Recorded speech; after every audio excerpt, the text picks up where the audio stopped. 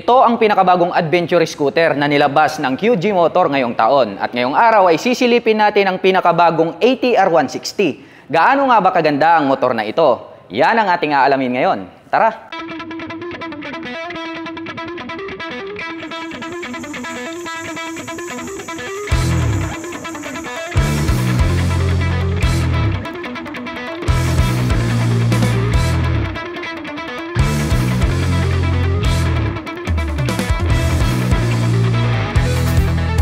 Pagdating dito sa design ng kanyang headlight, very attractive mga ka-LM. Makikita pa lang natin dito sa kanyang daytime running light, ayan o, napaka-aggressive. Lalong-lalo na kapag inyong tinignan at nilapitan itong kanyang main light dahil ito po ay mayroong dual projector lamp. Ang kagandahan nito mga ka-LM, nakakapagbigay po yan ng high visibility dahil nga po napakaliwanag ng buga ng kanyang ilaw. At dito naman po sa gitna, makikita natin na parang may touch siya ng pagka-Aerox design dito. Itong kanyang pagka B-shape dito sa gitna. At the same time, may makikita po tayo rito na decal na apple green. So ang lamig sa ating mga mata. Ang ganda ng kanyang color combination. Very minimalist lang yung nilagay nilang decal. At napakaganda rin itong nagsilbing kanyang parang ngipin dito sa harap, so nagkaroon ng partition dito sa gitna. So napakatulis din, sharp yung kanyang edges. And then ito naman po is parang matte black color yung pagkaka-finish nito. And then dito naman po sa taas, makikita natin dito itong kanyang windshield.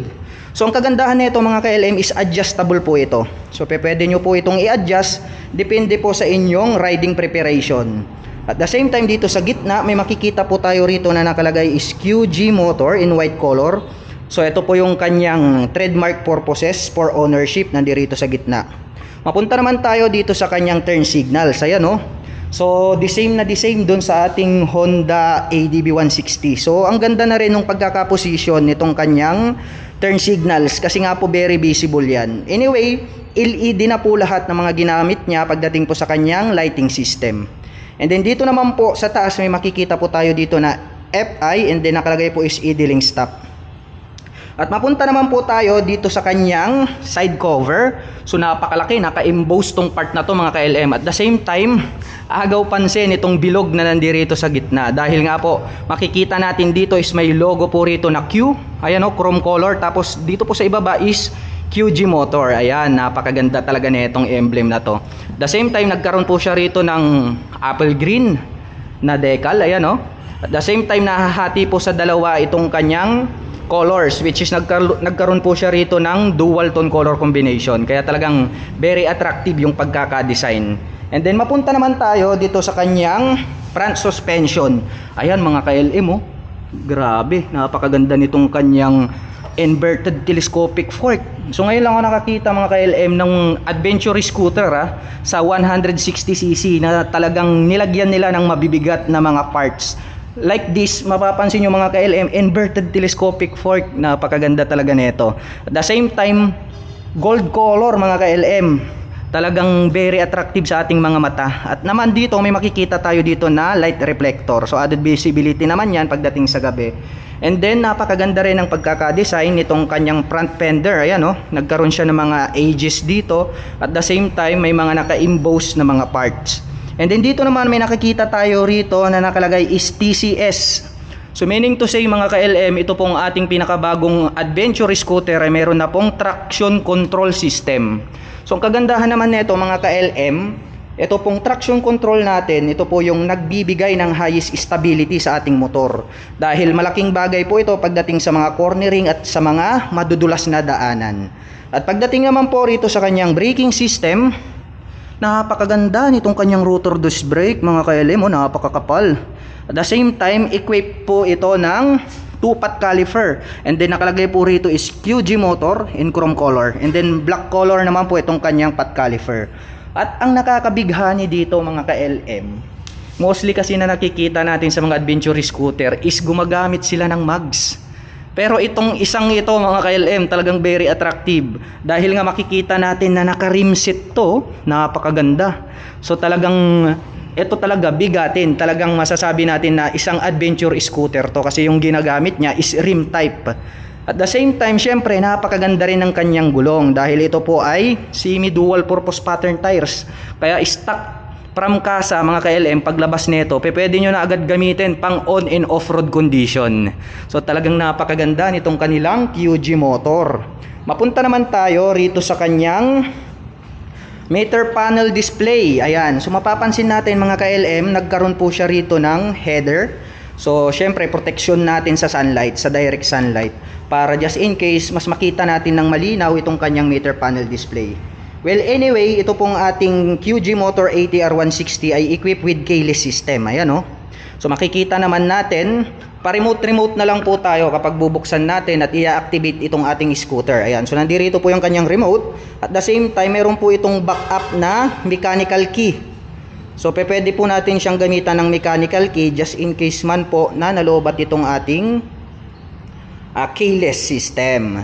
Ngayon naman i-activate natin, susubukan nating buksan para maipakita ko sa inyo kung ano po yung mga detailed information na maaari nyong makita dito po sa kanyang napakagandang meter panel display. So activate lang po natin, pindutin lang po natin itong on. So narinig naman po natin, nag-activate na po siya. And then ipupush lang po natin to and then select lang po natin siya rito sa on. So ayan, QG motor. Yun o. Napakaganda nitong kanyang meter panel display mga ka-LM, first impression. Kasi nga ito ay colored. Unlike the others na black and white pa lang. Ngayon naman mga ka-LM, titignan natin kung ano pa yung mga other features na makikita natin dito. Anyway, mayroon po itong selector. So nandirito po, ito po yung enter and then yung select. Ngayon pindutin po natin itong enter. So yan po yung mga interface na lumabas. So unang-una, ito pong interface. So pag ating sinelect mga ka-LM, makikita po natin dyan, mayroon din po tayong clock, brightness, unit, information, mobile Bluetooth, tire pressure, at the same time, traction control. Ngayon, unahin natin itong interface. So select po natin, enter. Ayan, so mayroon po tayong 3 types na pwedeng pagpilian pagdating po sa ating brightness or display. So pwede po tayong automatic, pwede rin naman tayong night mode and then daylight mode. So depende sa inyong riding preparation. And then back naman tayo. Select ulit natin and then enter. So ang susunod dyan is clock. So pwede rin nating i-adjust yan. And then yung ating brightness, so enter lang po natin. So pwede pong auto, pwede pong ikaw na po yung mag-select kung gaano kataas yung brightness na gusto mo. Depende sa inyong environments. And then syempre enter ulit natin, mapunta naman tayo dito sa unit. So pwede mo naman po itong i-navigate kung gusto mo is kilometer per hour o di kaya naman po is miles per hour. Dito naman po sa baba nandirito yung kanyang information regarding po dito sa unit. And then back ulit tayo, mobile Bluetooth. Ayan, so enter po natin. So nandirito naman po yung kanyang connection. So ang pinakamagandang connection nito mga ka-LM na isa sa mga nagustuhan kong features nitong motor na ito is yung casting or yung mirroring na tinatawag. So once po na kinonect mo yung inyong mga gadgets like laptop, mobile phones, so lahat po ng mga activities na ginagawa nyo sa inyong mobile phone, tablet or laptop man yan ay maaari niyang i-display dito po sa kanyang meter panel display. So yan po yung tinatawag natin na mirroring. So talagang very exciting yung magkaroon ng QG motor. Napakaganda talaga nitong kanilang ATR160. And then, syempre, just enter select tayo para makita pa natin yung mga added features. Exit. And then, meron din po ditong tire pressure. Which is ito naman mga ka-LM, hindi po ito activated. So third party po ito. And then yung pinakahuli is ito pong kanyang traction control. So ang kagandahan nito mga ka-LM, optional. Pwede mo po itong i-close. Ayan o, kitang-kita naman mga ka-LM o. Pwedeng i-close, i-open. So depende po sa inyong pupuntahang lugar. Kung mabuhangin, madulas, so open nyo po yan. Ayan, open siya. Para hindi po madulas yung inyong motorcycle. Ngayon naman, kung wet naman yung daan, di ba summer, mas mabuti close na lang natin yan. And then, nandyan po lahat ng mga information na pwede nating makita dito sa motor na ito. So talagang napaka-exciting. Anyway, mapunta naman tayo dito sa kanyang mga button. So dito naman makikita natin yung kanyang pass switch. Ayan o, pass switch. Dito naman po yung kanyang selector para po dito sa kanyang meter panel display. Nandito naman ang kanyang high beam and low beam, ang kanyang turn signal selector at ang kanyang horn. Ayun o, isa pa. Oy. At dito sa gitna may makikita po tayo rito na QG motor. At napakaganda nitong kanyang naked handlebar, talagang flawless, napakalinis tignan. At sa kabila naman, nandirito naman itong kanyang auto stop start system. So ang kagandahan po nito pagdating sa mga traffic situation, ito pong kanyang auto stop start system ay automatic pong namamatay ang engine ng ating makina sa loob po ng 3 to 5 seconds. At kapag in-accelerate mo na po ang inyong throttle, automatic pong magbubukas ang ating motor. So sa ganoong paraan mga ka-LM ay nakakasave po tayo ng more fuel at the same time lesser emission. At nandirito naman ang kanyang hazard. Ayan o. Kikita nyo naman mga ka-LM, nag-hazard yan. Napakaganda. At nandirito naman po sa ibaba ang kanyang electric starter. And then nandirito naman po ang kanyang front brake at ang kanyang rear brake. Anyway mga ka-LM, idadagdag ko lang, makikita natin dito na mayroon po itong adjuster. So depende po, kung halimbawa ikaw malaki yung kamay mo, pwede mo itong i-adjust.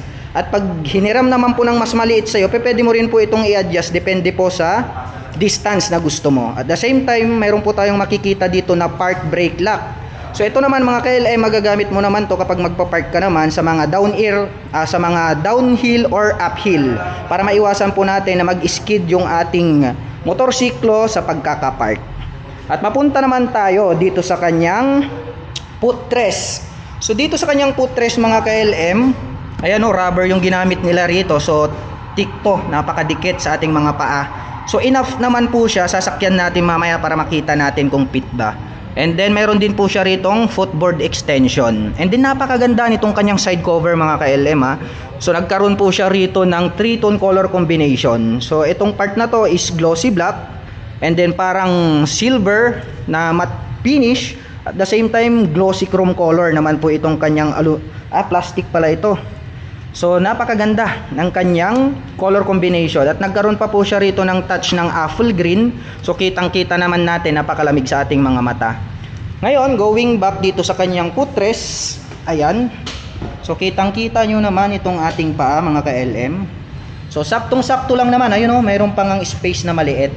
At the same time footrest extension, ayan o, pwede po nating iunat ang ating paa kung halimbawa man malayo yung biyahe para hindi po tayo mangalay. And then dito naman po sa gitna, nandirito naman po itong kanyang fuel tank. Ayan o. So buksan natin mga ka-LM para makita natin itong kanyang fuel tank. So syempre isi-select lang din po natin yan. Dito lang po tayo sa open. And then ito po yung selector kung anong gusto mong buksan. So since fuel, pindutin natin ang fuel. Ayan. So bumukas agad mga ka-LM. Anyway mga ka-LM, ito pong ating pinakabagong motor na ito ay mayroon pong 8 liters capacity na fuel tank. Ayan o, mayroon pa siya ritong lalagyan ng cap, ng kanyang fuel cap. Ayan o, kapag ikay magpapagas. So ang kagandaan nito mga ka-LM, very accessible. Kasi nga hindi mo na po kailangang tumayo kapag ikaw ay magpapagas. Mapunta naman po tayo dito sa kanyang side cover. Ayan o, napakaganda nitong kanyang side cover mga ka-LM. So may makikita po tayo dito na ATR and then 160 in red color. Ito naman po is chrome color. 3D emblem po ito, kaya talagang napakaganda niyang pagmasdan. And then dito po may nakalagay po rito na QG motor in black color. Ang background po nito is ito pong apple green na decal. And then dito naman po natin makikita itong kanyang pillion step. Ayan o, aluminum, alloy, chrome color. At ngayon naman ay susubukan nating sakyan ang ATR 160 para malaman natin kung gaano nga ba ito kataas. Anyway, my height is just around 5'6" at ang ating ATR 160 ay mayroong 770mm. So makikita naman natin medyo lapat po yung aking foot below the ground. Step toe tayo ng konti, pero very comfortable ito para sa mga 5'6" in height. At para naman po sa mga kababayan natin na medyo hindi katangkaran, pwede naman po tayong magpa-adjust ng ating suspension sa harap at likod. And then dito naman po sa ibaba, nandirito naman po itong kanyang side stand. So ang kagandahan naman nito mga ka-LM, equip na po ito ng side stand engine cut-off. So once po na naka-engage itong kanyang side stand, automatic hindi po yan tatakbo or aandar ang ating motorsiklo. So ganung paraan po ay maiiwasan po natin na madisgrasya na pwedeng idulot nitong kanyang side stand. At nandirito naman po ang kanyang center stand. At pagdating naman po sa design ng kanyang engine, ayan o, nagkaroon po siya rito ng dual tone color combination. So matte black finish po itong cover na to. And then ito pong cover na to is para po siyang gold, di ko masabi, parang chrome color. At the same time, nakalagay po rito is QG motor. Ayan o, naka-emboss po yan. And then ito naman po yung kanyang air filter, at ang kagandahan niyan mga ka-LM, may nakalagay dito hybrid. So, paano ba yung hybrid na sinasabi? Anyway mga ka-LM, para sa mga hindi pa nakakaalam, ang hybrid po is mayroon po silang tinatawag ngayon na power assist, which is nanggagaling po mismo yung power, additional power doon po sa kanyang battery. So maaari po nitong dagdagan yung ating torque para mas lalo pa pong lumakas itong ating QG motor na ATR160. At the same time, syempre napakalakas ng kanyang battery, so nakakapag-save po siya ng more fuel kasi nga ina-assist niya po yung ating engine. At the same time, lesser emission din, kaya yun ang kagandahan ng hybrid. And then mapunta naman po tayo dito sa kanyang grab bar. Ito naman pong kanyang grab bar, ayan o, napakaganda ng pagkaka-design. So sturdy feels naman po siya, glossy black yung pagkaka-finish.